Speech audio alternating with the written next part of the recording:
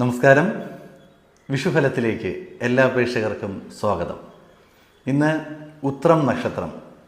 ഉത്രം നക്ഷത്രക്കാർക്ക് ഈ ഒരു വർഷത്തിലുണ്ടാകുന്ന ഗുണഫലങ്ങളും ദോഷഫലങ്ങളും അതിനുള്ള പരിഹാര മാർഗങ്ങളും എന്തെല്ലാമാണെന്ന് നോക്കാം.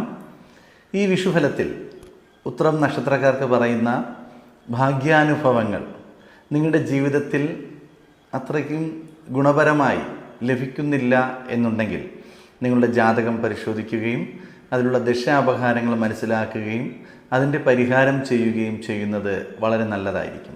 കാരണം വ്യാഴം രാശി മാറുന്നു, ശനി രാശി മാറുന്നു, അതോടൊപ്പം രാഹു കേതുക്കൾ രാശി മാറുന്നു. അങ്ങനെ ഗ്രഹങ്ങളുടെ രാശിമാറ്റവും നമ്മുടെ ജാതകത്തിലെ ഗ്രഹങ്ങളുടെ ഉച്ചനീച അവസ്ഥകളും മനസ്സിലാക്കി അത് വ്യക്തമായി പരിശോധിച്ച് അതിൻ്റെ പരിഹാരവും കൂടി ചെയ്തു കഴിഞ്ഞാൽ ഈ വിഷുഫലത്തിൽ പറയുന്ന എല്ലാ ഗുണഫലങ്ങളും നിങ്ങളുടെ ജീവിതത്തിൽ ലഭിക്കുക തന്നെ ചെയ്യും.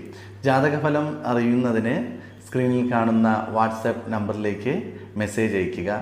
നിങ്ങളുടെ ജീവിതത്തിൽ എന്തെങ്കിലും ദോഷ അനുഭവങ്ങൾ, നിങ്ങൾ അമ്പലത്തിൽ പൂജ വഴിപാടുകൾ നടത്തുന്ന വ്യക്തികളാണെന്നുണ്ടെങ്കിൽ, ഇപ്പോൾ ജോലി സംബന്ധമായ വിഷയങ്ങൾക്ക്, വിവാഹ സംബന്ധമായ വിഷയങ്ങൾ, അല്ലെങ്കിൽ വിദ്യാഭ്യാസപരമായ പ്രശ്നങ്ങൾ, ഇതിനു വേണ്ടി വഴിപാടുകളൊക്കെ നടത്തുന്ന വ്യക്തികളാണെന്നുണ്ടെങ്കിൽ നമ്മുടെ കമൻറ്റ് ബോക്സിലേക്ക് നിങ്ങളുടെ പേരും നാളും വിഷയവും എന്താണെന്ന് എഴുതി അയയ്ക്കുക. എല്ലാ മാസവും നടക്കാറുള്ള ത്രിമൂർത്തി ദേവി സർവകാര്യസിദ്ധി പൂജയിൽ നിങ്ങളുടെ പേരും നാളും ഉൾപ്പെടുത്തി നിങ്ങൾക്ക് വേണ്ടി പ്രാർത്ഥിക്കുകയും ചെയ്യുന്നതായിരിക്കും. അപ്പോൾ വിഷുഫലത്തിൽ ഉത്രം നക്ഷത്രത്തിൽ ജനിച്ച വ്യക്തികൾക്ക് ഈ ഒരു വർഷം ആത്മീയപരമായ കാര്യങ്ങളിൽ കൂടുതൽ താല്പര്യം വർദ്ധിക്കുകയും ക്ഷേത്ര ദർശനങ്ങൾ കൂടുതലായി നടത്തുകയും ചെയ്യുന്ന വ്യക്തികളായിരിക്കും. പൂർവിക സ്വത്ത് ലഭിക്കുവാൻ ഇവർക്ക് സാധ്യത വളരെ കൂടുതലായി കാണുന്ന ഒരു വർഷം തന്നെയാണ്. അല്ലെങ്കിൽ പൂർവിക സ്വത്തിൽ നിന്നും നിങ്ങൾക്ക് ആദായങ്ങൾ ലഭിക്കുകയും അതിൽ നേട്ടമുണ്ടാകുകയും നിങ്ങൾക്ക് തരും എന്നുള്ളൊരു വാഗ്ദാനം നൽകി ഇതെല്ലാം ചെയ്യുന്നു. പോസിറ്റീവായിട്ടുള്ള അനുഭവങ്ങൾ ജീവിതത്തിൽ വരുന്ന സമയം തന്നെയായിരിക്കും.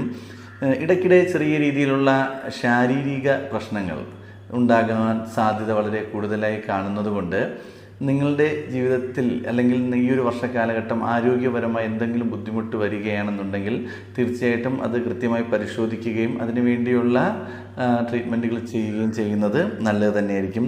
ബിസിനസ്സിൽ മികച്ച നേട്ടം നേടുവാൻ സാധിക്കുന്ന ഒരു വർഷം തന്നെയായിരിക്കും.